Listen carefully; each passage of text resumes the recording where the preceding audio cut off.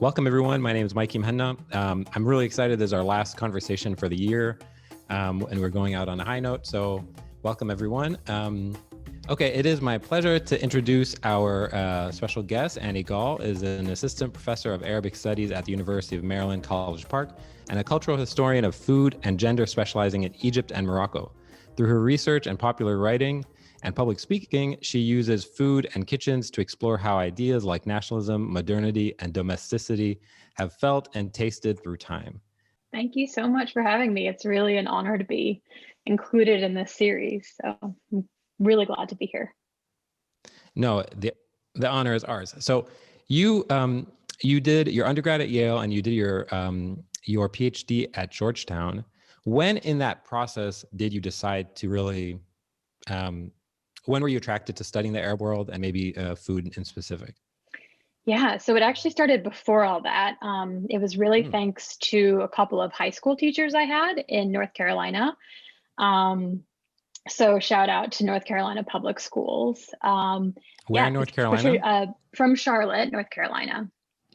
So Patricia Barini and Dave Layton, their curricula basically meant that as a girl from a white family in North Carolina with no cultural, personal connection to the region, in high school I was reading novels by Arab women. So my English teacher assigned Andre Shadid and Assia Jabbar. And then I had a history teacher who taught us not just the European history, but history of the Middle East from the ancient stuff to 20th century. And I was just hooked. So when I started at university, I began studying Arabic from the very beginning.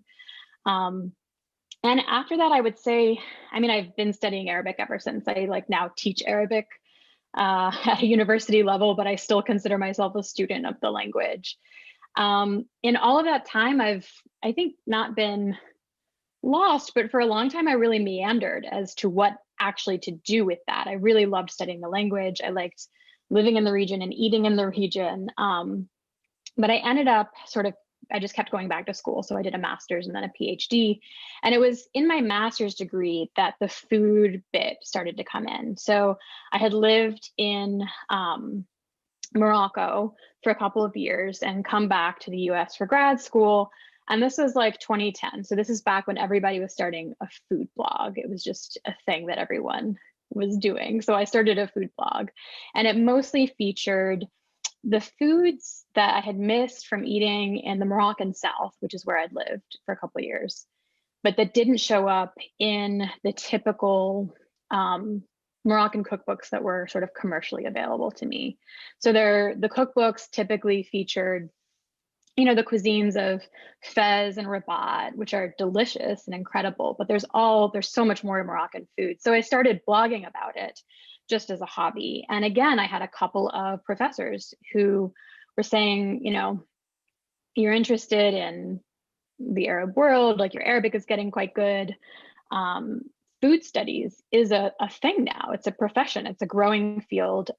That can be what you do with it. And so whereas many food bloggers try to parlay their food blog into a cookbook deal, I ended up, wisely or not, turning my food blog into a dissertation, essentially.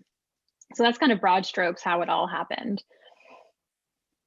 So if we talk about, if you go through this archive of what is now cookingwithgaul.com, I wonder how your writing sort of deferred maybe 10 years ago to the way it is now. What are the major differences, aside from sort of increased knowledge, but your sort of perspective, how has it changed over time? Yeah, it's a good question. I think it originally was very much personal experience, recipes that I had tasted in a particular region in Morocco. And it kind of broadened as I learned more about different parts of the Arab world, learned new dialects, lived in different countries. So it broadened in that sense. And then I think became, in a lot of ways, this basis of what I try to do in my scholarly work, which is to work against only seeing food through the lens of one nation state. And I think the Arab world is uniquely positioned to help us do that, because there are similarities, but also differences across this, diverse area with sort of a unified history, but a lot of diversity and variance as well. So that kind of changed, but then it also became more academic. So I also started incorporating a lot of historical sources, more written sources, critical readings of historical cookbooks, comparing that to like what it was like to learn a recipe from an actual person. And it became kind of a lab or an experimental place for my scholarly work where I could cook through things, try to understand the mechanics of how a dish was made, try out ideas and that sort of thing before actually writing a scholarly paper about it. So as somebody who, is not well versed in this world, but is a human who eats and has lived for some time at this point, I used to think that food was static and recipes were static. And dishes were very, very static until, this is just a quick story. My aunt, who hadn't been to Lebanon in a couple decades, had come back and was befuddled that when you went to a bakery, you could have something called a cocktail, which is cheese and za'atar. And she was like, that never existed. And it's like unacceptable. But for me, it's like, it's always on the menu. It's a staple. Yeah. When you think about these dishes that are tied to national identity and you zoom back hundreds of years, do you see those dishes change really, really dramatically? Absolutely, 100%. And this is, I would say, a major theme, a big takeaway from the class that I teach on Middle East food history, that students come in assuming that, the national dish of Jordan or the way that certain tagines are made in Morocco has always been that way. But yeah, there's so many examples of how it changes.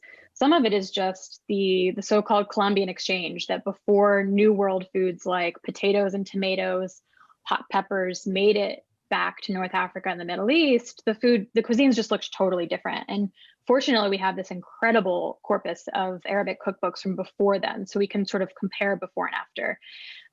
But then also colonialism completely transformed a lot of aspects of how food was grown and provisioned and so forth. So the big example that I use in my classes is mensef, which is eaten in Jordan. It's considered the Jordanian national dish. It's also eaten in parts of Palestine and elsewhere, of course. But Joseph Mesad, in his book about Jordan, actually shows that if you go back not that far, most people weren't eating mensef with rice. That rice was sort of a special occasion dish. It was too expensive for most people. If they were falahin, they were usually eating mensef. And for those of you who don't know, it's kind of a lamb or mutton stew with broth served over a carbohydrate base. So if you were a settled farmer, you were probably eating that with farik or farike, so cracked green wheat. And if you were a Bedouin, you were probably eating over dried bread. So even the sort of foundation of that dish, which is considered to be this immutable national tradition, has completely transformed in recent history. And I would say it's like more common to find those transformations on some level than continuities. So there are continuities as well, which is also interesting. When you like zoom back to the earlier part of the 20th century or before that, before sort of the nation state, are there examples of dishes that have been politicized and sort of been promoted by political entities saying, okay, this is going to be the national dish? Like the same way I heard this about tea and how the Ottomans wanted the Arabs throughout the sort of the sort of Hijaz, they wanted them to be drinking tea instead of coffee because they wanted it to be sort of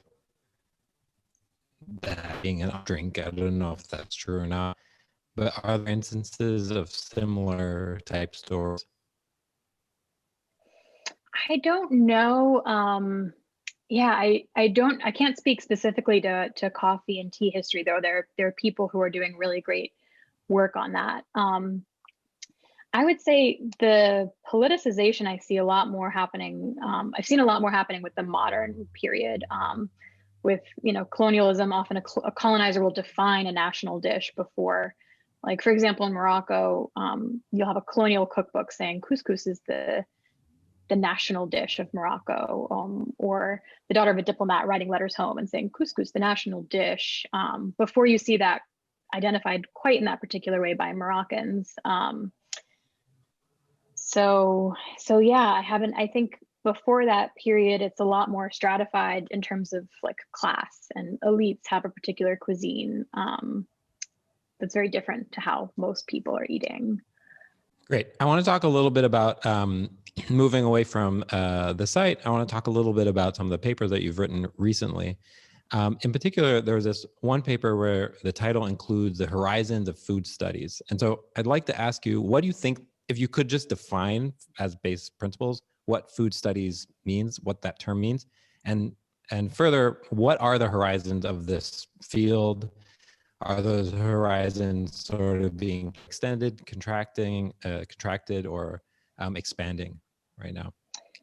Yeah, so like any academic discipline, food studies has its own history, and a lot of the, particularly in food history, a lot of the work that has been published, like the most plentiful work that we have, whether it's on primary sources or secondary sources, is has to do with the food of North America and Europe, right? I mean, those are the places that the field kind of emerged from. And while in anthropology, you do have a little more attention to food as an everyday thing, I would say that in many ways, the horizons of food studies have traditionally been sort of Eurocentric. There's so much great work about the history of food in France. But there's so much more to world cooking than that. I think the horizons, the exciting thing is that these horizons are very much expanding. And I think what I am interested in sort of pushing for as those horizons expand is two things. Like, one is, like I said, thinking about food as something that sort of exists and travels beyond national borders and sort of exists in spite of them rather than always being a product of them. And then also thinking about if so much of the foundational work in the field is about French food, for example, what assumptions does that leave us with about things like texture or flavor, the sort of material aspects of food? So, for example, in French food history, there's this period where salty and sweet as flavors sort of diverge, and dessert becomes something very separate. And, the idea of using dried fruit, for example, in a meat dish or in a main course sort of falls out of fashion. And I think inadvertently that affects a lot of our palates in North America, for example, this idea that sweet and salty are kind of separate categories. Are you a sweet person? Are you a salty person? And so it's sort of trickled down in all these ways that we might not always realize. And so then what does that mean when we go back and look at medieval Arabic cookbooks, which are mixing sweet and salty all over the place, but then also looking elsewhere in the world and realizing that sweet and salty are actually mixed in a lot of the world's cuisine. So, that's like an example of the kinds of, I think, horizons that also we need to be thinking about as we talk about studying food in a more global sense. Texture, I think, is also a really interesting historical category. Like, there are a couple of recent great essays and studies about okra, about bamia and molokhia, which are, of course, enormously important dishes in the Arab world, but some people really reject them because they have this sliminess to them. And that's somehow been construed as unsophisticated or undesirable. So, like, how does that happen? How does that relate to other hierarchies that have been created? Like, these aren't things I have answers to, but these are the kinds of questions I'm interested in terms of horizons of what the field can do. Yeah, I think it's so funny. Food is one of those things that touches everything. It touches agriculture and economics and trade and sort of domesticity, as you've mentioned before. Has that always been a part of this sort of this section of the library? Has food culture always talked about nationalism, the role, gender norms, sort of the economics of the household, and has that always been a part of it? I would say it depends what you're looking at. Certainly in British food history. Like I see a lot of that. I've learned a lot from reading British food history and how it interrogates the role of women and the role, the role of a servant class or the creation of a servant class and how that impacts or relates to cuisine. A lot of it, I think, has to do with the sources that we have. So cookbooks are often a starting place for people studying food. So if there are cookbooks that explicitly address these ideas of like home economy and domestic science and the role of women, and explicitly instruct women to raise healthy children for the nation. This is something that crops up in England, that also crops up in Egypt. So that becomes, central to the way we talk about it. Interestingly, I didn't find very much of that discourse in Morocco. So, it's to some extent it's defined by what you can find in the sources. I'm just out of curiosity, why those two countries? In the intro, I said that, you said that the intro says that you have a specialty in those two countries in particular. Is it something related to just where you spent time, or is there something particularly interesting about the food history there? Yeah, on one level, I'd lived in those places. I spoke the dialects, so I had networks and some knowledge, and was familiar with the cuisine as well. So it kind of made sense. I really did want to do a comparative project, and those ended up making the most logical cases. That said, all these other interesting dimensions came out about the relationship between the two. So they're at opposite ends of North Africa. So I've been doing a lot of thinking about what is it that studying food can do for helping us understand North Africa as a category. And then also, Morocco has this reputation of having incredible food, whereas Egypt often has this bad reputation, I think unfairly earned, of having not as refined a cuisine or not as good a cuisine as the rest of the Arab world. So part of what I think is really interesting about putting the two together is trying to figure out, why do people have that perception? But is there also a way to push back against it as well?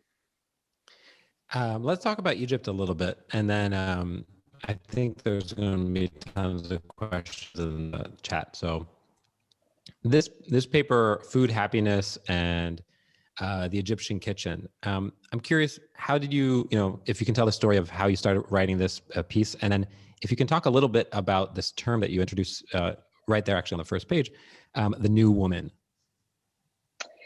Yeah, so the new woman is a term that crops up not just in the history of Egypt, but gender history kind of all over the world. Early 20th century, more women are educated in Europe, but also in places like Egypt and in Morocco. And so you have women who have modern educations or maybe working in modern professions, and are viewed as really important contributors to the nation and to society in a different way from how they've been perceived before. So that manifests in everything from women's education to the creation of department stores and the idea that women would go out and shop for a particular kind of clothing. So that's something in the literature that you see in a lot of different places. And then there's a number of historians who have looked at how the figure of the new woman emerges in Egypt. And there's, again, a ton of great sources. We have an incredible women's press where women were in Egypt were writing magazines and publishing them for one another in ways that kind of resonate with what the new woman was in England or France, but also were really obviously local and unique and different. And so this paper started as kind of an exploration in some ways of like, what are the limitations of cookbooks? So I had found copies of a lot of important Egyptian cookbooks addressing women, saying that, you should be cooking modern foods, you should be cooking sophisticated foods for your families, but also know about nutrition and like raise your children for the nation in this particular way.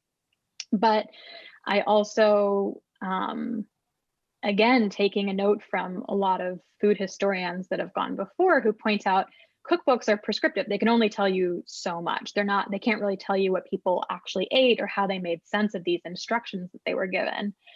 And so I was playing with sources and just thinking like, what else can we use to like understand or contextualize cookbooks? I later went on to do a lot of ethnographic work, so interviewing people, talking to people about their relationship to cookbooks and trying to get a sense that way.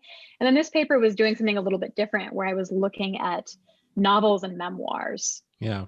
That mention food, and to say like what is represented in novels and memoirs that resonates and sort of is similar to what we see in cookbooks, and then what is a departure, like what's completely different.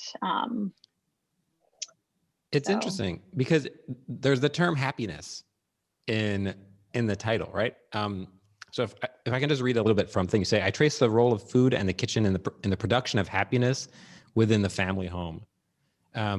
You say, the sources reveal two different and often contradictory readings of the relationship between food and happiness, each connected to a distinct set of moral values, modes of feeling, and material spaces. Can you expound on that a little bit? What do you mean by that sort of connection between those two things?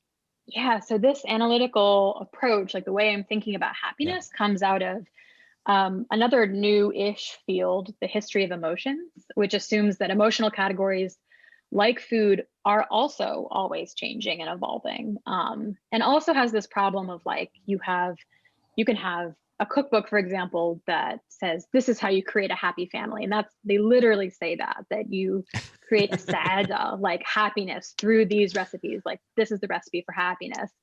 But then how do you gauge what people were actually experiencing? So this is an initial attempt too to say like, well, what kind of kitchen is required to produce happiness? And did people follow this formula? Did people deviate from it and find something different? And I found that these ideas did show up in certain novels and memoirs.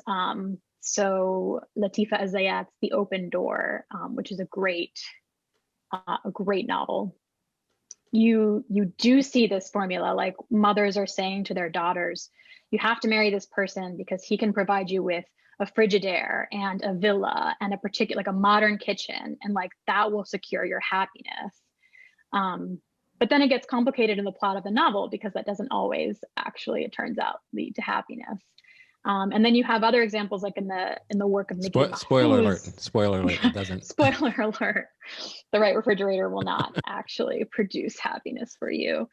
But then you have like other novels where you have a very strong category or conception of happiness in a marital home, or in like modern Egypt, in a modern Cairo setting, that has nothing to do with the type of refrigerator, but has to do with like principles of generosity and abundance, eating certain things like eating good food from the countryside, like good duck and pigeon and eggs and these kinds of classic Egyptian things. So like there's this other conversation happening too in what people are writing about during, this is sort of the first half of the 20th century.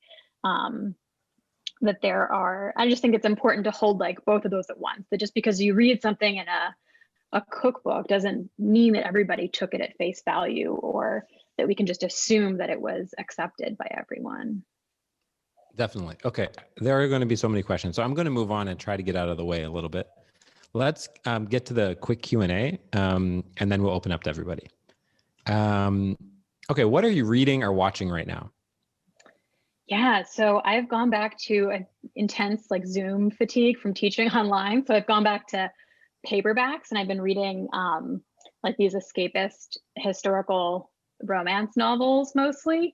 So the latest one I've picked up is Rebecca by Daphne du Maurier, which there's a new film version that just came out, which I think is what put it on my radar. It's been an immensely popular book, but I had never read it. And like on one level, it's set in sort of interwar, mostly in England. It's a young, naive girl marries this mysterious wealthy man and moves to his enormous haunted countryside estate kind of situation in Cornwall.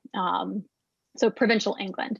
But I learned that the author actually wrote most of it in Egypt and some of it in Cyprus. So she was married to a prominent British military official. So she was traveling around these posts of empire. So yeah, it's great. It's like on one level, it's this very escapist, so cool fantasy novel that has nothing to do with my life. But there's also this way that, Edward Said wrote about the way that Jane Austen's work, while ostensibly like on the surface is about these English country homes and society, it's actually also always about empire and what's happening at the opposite end of the British Empire. And so, yeah, I'm also thinking about this as like a future project idea. So cool. I trust somebody in the chat will find this link to this thing and share with everybody. Okay. Who would you love to shadow for a day, past or present? So definitely Abla Nazira Nicola, who is the most famous Egyptian cookbook author of the 20th century. Oh, wow. I spent like 5 years now reading her work, trying to follow in her footsteps. I went to the archives of the Domestic Science College in England where she trained. So I looked at the cookery curriculum that she would have studied. So I feel like I know a lot about her, but I also know nothing about, she didn't write a memoir. We don't really know what her experience was like. So, she, in the late 20s, she and a number of other Egyptian women went to study to become teachers in various subjects in England. And when I went to visit the school where she had studied, it just blew my mind because I actually traveled directly from Cairo to there. And the school is in Gloucestershire, in the English countryside. It's gorgeous. It's beautiful, rolling green hills, but it's like the opposite of Cairo in so many ways. And I would die to know like what it was like for her to go there and to spend 2 years learning British domestic science and then come back and write this completely eclectic cookbook in Arabic that has both European foods and all kinds of Arab foods.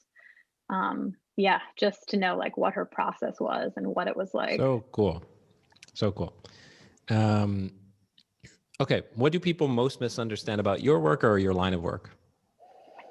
So I think the biggest misunderstanding is when people see me as an expert in possession of a certain set of definitive facts or answers, whereas I really see myself as a scholar or even a student of my subject. So I've learned a lot about sources to look at or strategies for answering questions or just better questions to ask. But it's like incredible how often I say to my students or to people on Twitter or to people in conversation, I don't know the answer to a lot of questions. And I think that's partly to do because I'm actually quite early in this project and in this career, and there's not a lot written about Middle Eastern food history yet. And yeah, there's like so much more to discover than what I actually have found out yet. Awesome. Okay, last one. Whose work do you admire or are inspired by? I imagine a lot, but if you could pick one just to give a tip to people to look into. Yeah. So Claudia Roden, who people probably know, I would say Claudia Roden, but also Shumisha. I want to talk a little bit about Shumisha because I think she's less known outside of Morocco. So if you're Moroccan, you know that Shumisha is like a one name celebrity. She's a celebrity chef, but she got her start as a journalist doing a show where she went all over Morocco and just went to small villages and like local places and asked the ladies, what's your local specialty? Like, what do you do best? So she's actually been documenting the incredible diversity of Moroccan food and also has a huge knowledge of like the written history as well. And is an incredibly kind and generous person, which is also something to aspire to. But oh, cool. Yeah, Shumisha, if you know Moroccan Arabic or French, definitely look her up. A lot of her stuff is on YouTube and it's absolutely brilliant. Okay. Future afikra guest. Yes. Okay. We're going to start with the questions. We have many questions. Ria, you're up first. Yes. Hi. Hi. First of all, I'm very excited to talk to you because I am a University of Maryland graduate. Graduated from there in '91, and I have met my husband there who graduated from there, and I have 2 kids who graduated from UMD College Park as well. Wow. So we are a UMD family. Anyway, quick. I know Mikey said only one question, but I'm going to merge mine into my two into one. When I was studying at UMD, and it's been a frustration ever since, people in the US or the Western world always skip through any Arabic. If you have, for example, a book about the history of art in the world, they always either skim through or skip completely the history of the Arab world or art in the Arab world, etc. I am fascinated that you were in a high school that not only gave you Arab authors, but also studied in depth the history of that. Was that a special high school? My second question is quick.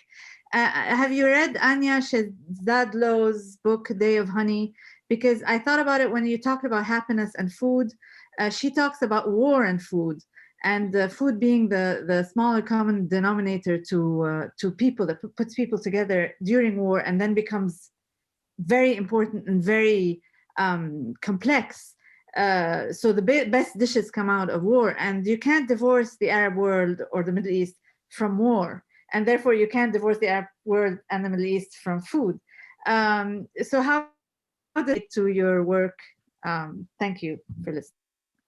Yeah, so quickly, my high school was a public high school, but we had an international baccalaureate program. So it was a magnet program, and there was this emphasis on broadening things a little bit. I still mostly read white guys in literature, but so part of it was a program and part of it was a particular teacher who I think really, really wanted to broaden who we read, which is so important looking back. I know Anya's book well, and I really respect and admire her work. I was able to bring her in as a speaker to a symposium I organized a while back.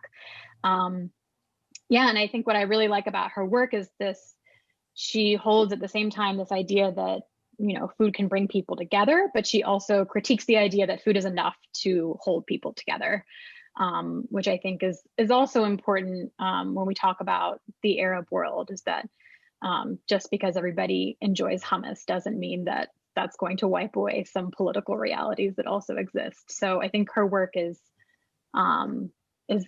essential for that. And her ongoing journalism also takes up these ideas of food and conflict as well. Okay, next on the list is Salma. Salma, 1 second. Let me just get you. Hello, can you hear There me? you go. Hi. Yes. Yeah, Hi, Annie. Hi, Mikey. Thank you so much for this. I'm so excited to hear you out and listen to this beautiful talk. I'm a student of food studies myself, currently studying at Boston University. And so my questions are more perhaps technical regarding the research. I've got 2 questions. I'm going to be trying to be super brief. First one is, how do you navigate food research, especially like in MENA, considering how cookbooks and culinary material might be overlooked or brushed as not important, or not taken seriously even as a field overall. And how do you do ethnographic interviews, and what would be your advice in that sense? Especially maybe perhaps some of the homes here are more private than somewhere else in the Middle East.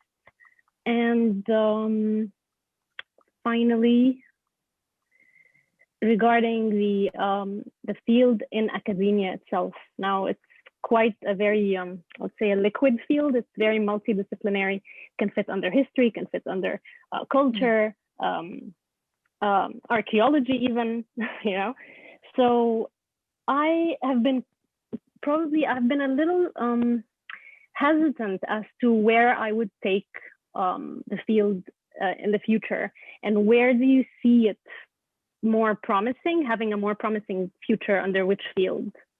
Which field is more welcoming for further studies? Thank you so much. Thanks. Yeah, great to hear from you. There's a lot of good questions. I guess I'll start with the kind of advice about ethnographies.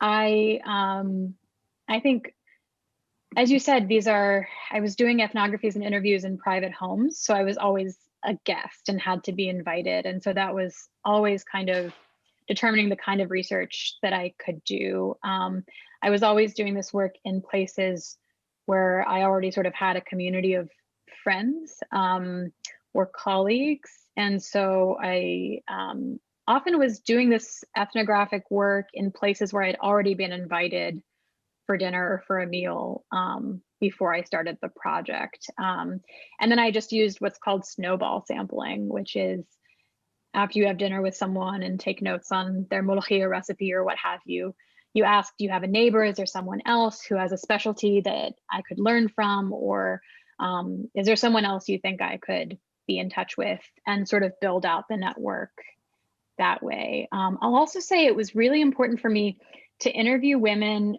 not only women who really loved cooking and were so excited to share it, but also women who didn't love cooking, because not everybody loves cooking. And that's a part of food history too. So it's important not to romanticize. And I think interviewing a variety of perspectives can be a way to do that. So, you know, I would interview former professors of mine or people that I knew who didn't identify as like loving home cooking, but also had valuable things to say about how they were taught to cook growing up and what they ate growing up.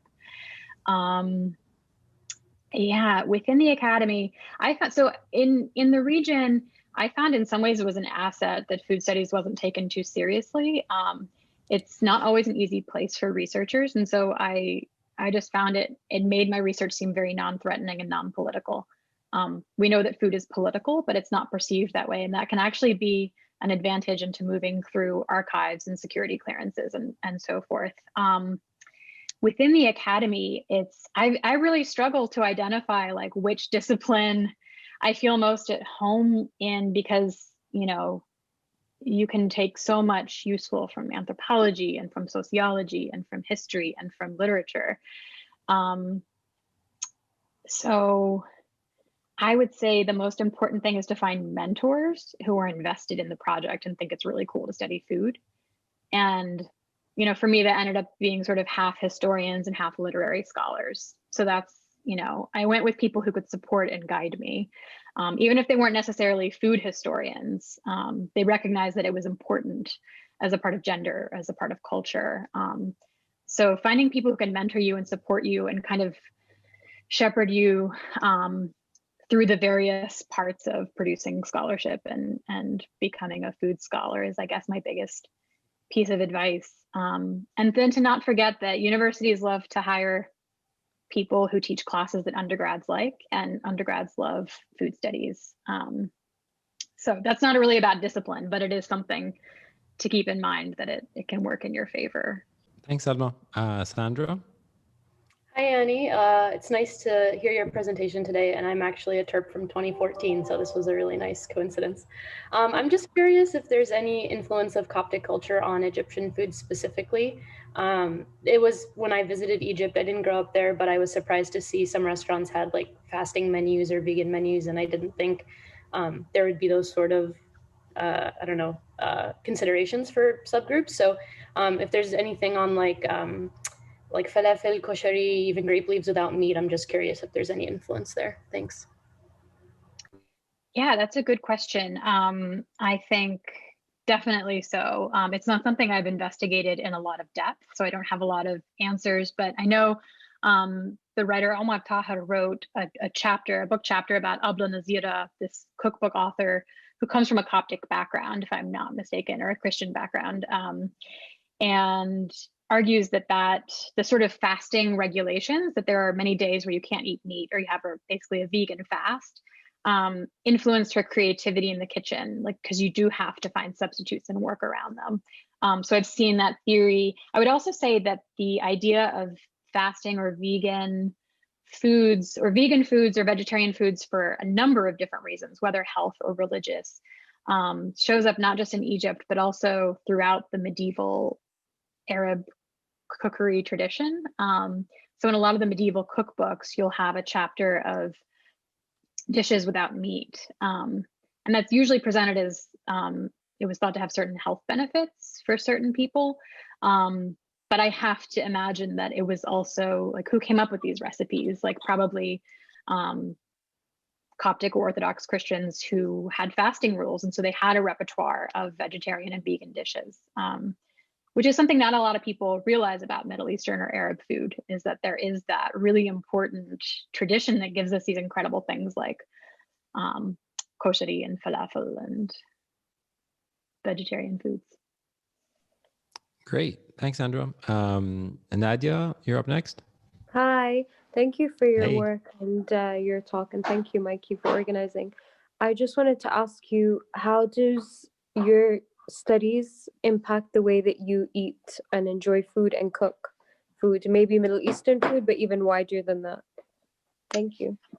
Yeah, that's a great question. There was a time when I was writing up the dissertation that I actually had to stop making Egyptian and Moroccan food, even though it's obviously some of my favorite food. I'm really, really into it. But at some point it became too much, which ended up being a good thing because it pushed me to learn recipes and foods from cuisines that I hadn't tried at all. So I started making sourdough bread. I started learning how to make ramen and like all the different elements of ramen from scratch, and actually really came to enjoy being a non-expert and a beginner, and like not feeling like I had to do things right. But that's been a really nice part of sort of roundabout cooking journey, is being pushed to like try new things and maybe think theoretically about like, oh, what flavors are at work here, and what's going on kind of like a theoretical level of cuisine, but also kind of give myself permission to explore and mess things up and try new things and so on. I think it's made me actually a more adventurous cook. So cool. Okay. Thanks, Nadia. Aiden, you're up next.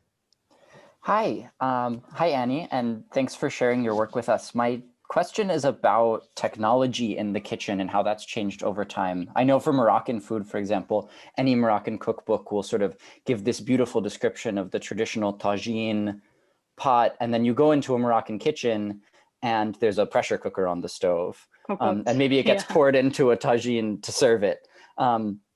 And yeah, so if you could just talk about how that's maybe changed over time or influenced people's experiences in the kitchen. Yeah, I love this question. And there's a lot of great work outside of the Middle East on the relationship between technology and cooking by food historians.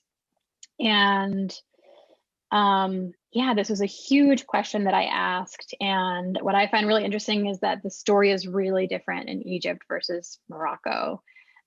So for me, the big question was, when did people start cooking over gas? And essentially, Egyptians started cooking over gas with the wabour, the sort of pressurized kerosene stove, in the 20s and 30s. And then it became very widespread by the 40s and 50s. And that was partly because they were part of the British Empire or sphere of influence, and the British controlled enough oil to be able to subsidize kerosene. So kerosene was cheaper in early 20th century Egypt than almost anywhere in the world. It was so heavily subsidized. Egypt also doesn't have indigenous hardwoods, or not very many of them, so they can't produce their own charcoal. Whereas in Morocco, there's a lot of forest land. And so the French colonial regime actually developed schemes to produce charcoal. So people were cooking over charcoal in these traditional ways in Morocco for much, much longer than they were in Egypt, which of course changes the cooking pots that you have and the sauces you can make and the kinds of cuisines that sort of come out of those kitchens. And then as far as I can tell, it's sort of later, once women in Morocco enter the workforce in really high numbers, that this older way of cooking over coals, which takes a really long time, is no longer tenable if you have to work an office job and come home and also feed your kids. And so the pressure cooker and the gas stove begin to play a bigger role in Morocco. But I think because cooking over coal was a thing for so much longer there's still this sort of talk about the importance of, or like on an ideal situation or like on a holiday, you're going to cook over coals. And almost all Moroccans I know, men and women, know how to cook over coals. Like I don't know how to cook over coals. Like I still need to learn how to do that. But everyone at least has the knowledge still of how to do it, which I'm not sure that's the case elsewhere in the Arab world. So it's this really interesting kind of, even if everyday cooking has changed, there's these like remnants of cultural knowledge that people have. Very cool. Thanks, Aiden. Our next question comes from Noha. Hi, thank you so much. I love afikra. This is my second in 1 week. So thank you. Keep up the good work. I love food. Great. And I love food. Ahlan bik. Yeah, so my question for Annie is about restaurants and their effect on food, on the local food, not the sushi restaurants and the Mexican and the McDonald's, but like just, you know, people when they come to Egypt, they always say, where can we get good Egyptian food? And it's like really hard to get good Egyptian food outside of the home. But have you looked in your work at how, you know, the restaurantizing of food has affected the local food recipes? Yes, these are great questions because I have thought about this a lot. And I think in the way that people often misjudge Egyptian food, it has to do with the fact that so often, especially as outsiders, when we judge a cuisine, we're judging what we know of it from what we can buy of that cuisine and what we can purchase in a restaurant, whereas home cooking is this whole other universe. So yeah, there's something about the restaurant history in Egypt is, I think, unique in that there was really no restaurant industry that grew up celebrating Egyptian food in the early 20th century. So there's a huge restaurant culture. It was mostly run by Greeks and Italians. And so that's mostly the food that was being cooked. There was also a lot of sort of shami meze type foods that were being brought in the restaurant culture. But I think a lot of that was driven by the elite population was really cosmopolitan and included not just Egyptians, but lots of Greeks, lots of Italians. And so the restaurants that were made for them kind of catered to a very different conception of cuisine. So there wasn't, you know, a set of restaurants refining and presenting an Egyptian restaurant repertoire in the same way. Yeah, which is really too bad. Because some of the best home cooking I've ever had is in Egypt. But, you know, as I think it's important to remember as we are studying a cuisine or even consuming a cuisine, like what is maybe the difference between something you can buy and something that's made for you out of love or out of friendship. Thanks, Noha. Ilhan is up next. My question, it was actually a great presentation, very informative, very entertaining. And my question is, I think, related to Noha's question. It's about street food culture. What are the major positive and negative effects or impact on traditional cuisines? Yeah, great question. So street food is something I would like to look more into and haven't had a chance to yet. But I mean, I would maybe say that in a way, street food is a part of traditional cuisines, or maybe a category within traditional cuisines. So koshari is perhaps the most famous Egyptian street food, which is absolutely beloved. And as far as I can tell, began as a street food and then became something people also made in their homes. So it provided a cheap source of protein and carbohydrates for workers, was sold on the street. The earliest records I found about koshari carts, for example, and other street foods are in British colonial records because they started regulating them, but they certainly existed long before. So if you go way back into the sort of medieval history of a place like Egypt, and this is something I'm not an expert on, but Nawal Nasrallah has written a great deal about this, and other scholars as well. Before kitchens were developed as something that everyone had, sort of modern kitchens with water and a fire or a gas source, the vast majority of people in an urban area would have eaten from stalls. So there were guilds of people who prepared dishes like hummus or, you know, pickles or different types of prepared foods. So a lot of the historical cuisine in an urban place like Cairo would have been, in a way, what we think of as street food, or things you don't go and get in a restaurant, but that you buy and take home. back home with you, or with people who are wandering around with a food cart, or with pickled lemons or rosewater or other things, and selling them as itinerant vendors. Also has a really long history. Great, thanks so much. I think our last question is going to come from Yusi, who is a afikra alum who presented on the history of the tomato. So Yusi, I'm going to give it away to you. Oh, I'm so excited. Yeah, I did that like Columbian exchange. You had my heart pitter pattering. I'm going to do 2 questions to annoy Mike, not to annoy him, but just they're kind of different. One is, I saw that like the dates for your kind of history of like food cuisine was kind of in the 50s. And I was wondering about like the influence of like YouTube and cooking shows, and how this influences both how people cook and kind of like, it almost like it democratizes food, but it also like, I mean, I even know for myself, like yesterday I made a Syrian soup and I wasn't sure about how to cook it. And I sent to a Syrian friend and I'm like, is this a legit recipe on like the blogs? And she was like, everyone's different. Like you're getting too caught up. So kind of about how like YouTube and cooking shows have influenced both society and people's relationship with food, question 1. And question 2 is kind of actually a perfect segue from your kushri conversation, which is last year I wrote an article about how kushri actually comes from khichdi, which is an Indian dish of rice and lentils that was not even like super native to India, but they would make it for the British soldiers, and then the British soldiers liked it, and then they took Indian chefs to Egypt, and then that's kind of like how kushri came to Egypt. And I don't care so much about like who claims like making biryani first or something like this, like that doesn't matter. I just think it's interesting, like the South Asian to Middle East food exchange. So these are my 2 questions.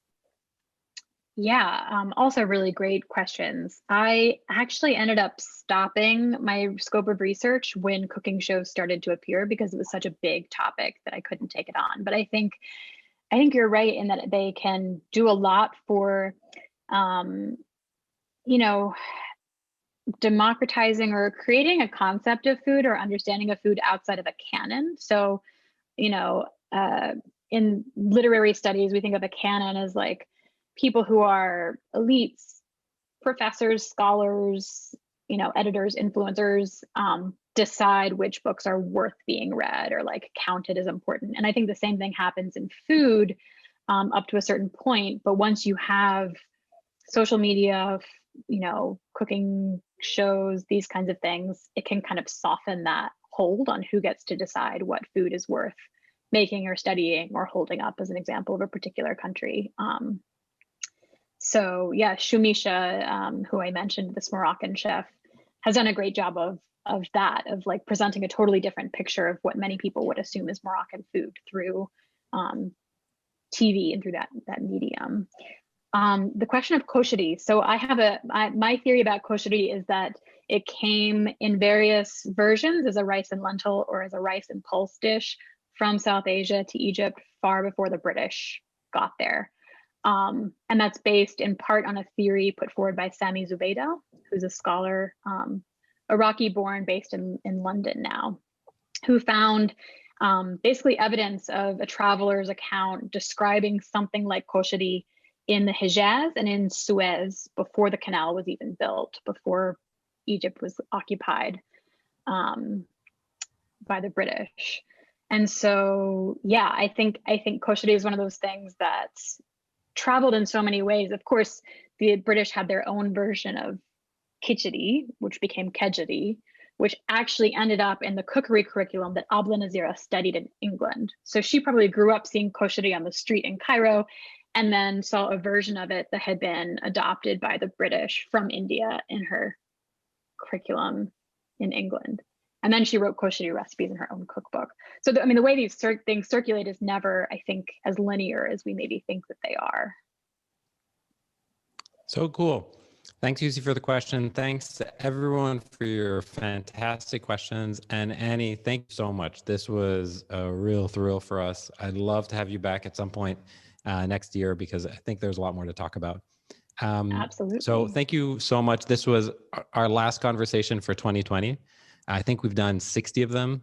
So I'm really happy that we ended on a high note. If I can make a final plug, please give us feedback. We've worked really hard on these events, but we know we can do a better job. So please give us honest feedback on how we're doing. If you'd like to support our work and keep our work free and open to all, consider becoming one of our supporters at the Patreon link I left in the chat. And other than that, have a wonderful, wonderful new year, everyone. And Annie, thanks so much again. Thank you. And thanks to everyone for coming out. Bye, everyone. Take care.